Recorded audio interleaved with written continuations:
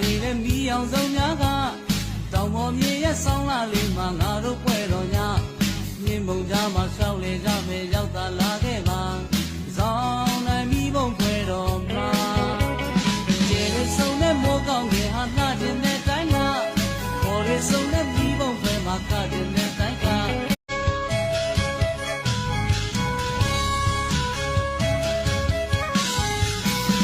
ပွင့်ကူလာပါနေတဲ့မီးအောင်ဆုံးများကတောင်ပေါ်မြေရဲ့ဆောင်းလာလေးမှာငါတို့ပွဲတော်ညမြင်းမုံကြားမှာရှောက်လေကြမယ်ရောက်တာလာ